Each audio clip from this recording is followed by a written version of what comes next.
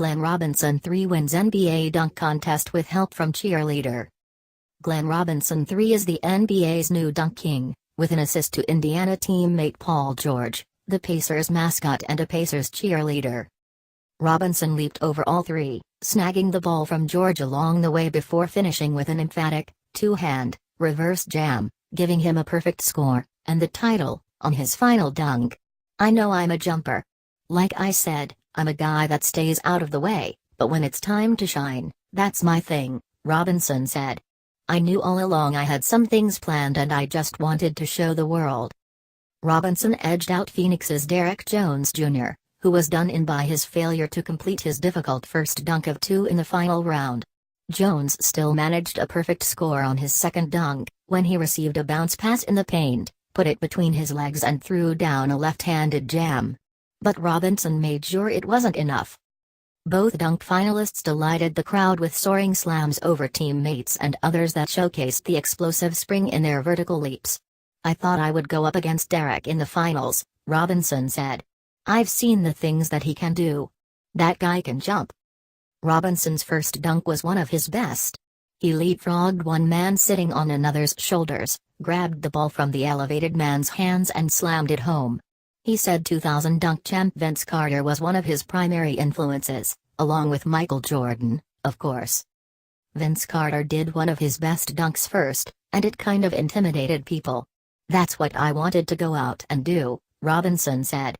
"Who knows if it worked, but they missed some of their dunks and it gave me a little more room."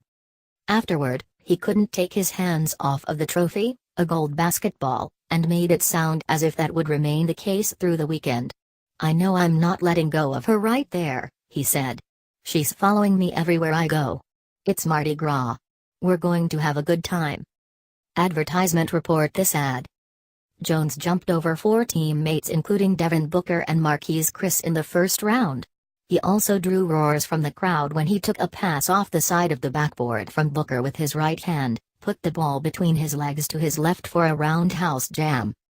The dunk that cost him was a bold one. He tried to leap a friend and the Suns' gorilla mascot, grabbed the ball on the way over, put it between his legs and then finish with a windmill. But he couldn't get the dunk to go down in his allotted 3 attempts.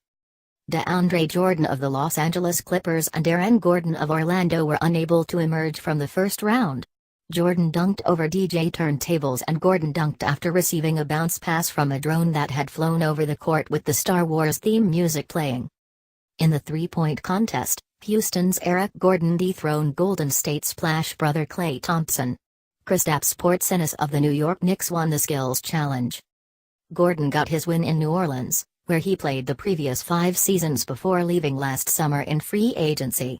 Gordon's score of 21 in a final round tiebreaker defeated Cleveland's Kyrie Irving, the 2013 winner who had 18.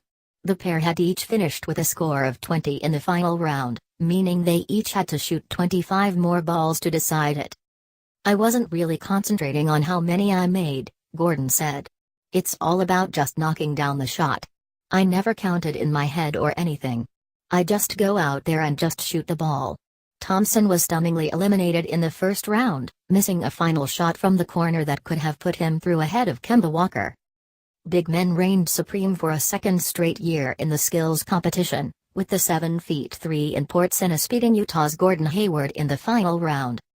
Those vanquished in earlier rounds included guards John Wall of Washington and Isaiah Thomas of Boston, both because they couldn't make their initial three-pointers required to close out the course before Hayward did, even though Hayward had trailed each of them dribbling down the court by a considerable margin before hitting his clinching shots. Porzingis emerged from the big men's division that included the Pelicans' Anthony Davis and Denver's Nikola Jokic.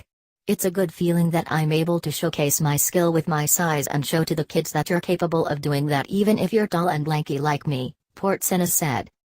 Porzingis and Hayward were neck and neck until the end of the course, but Porzingis hit his 3 first to end it.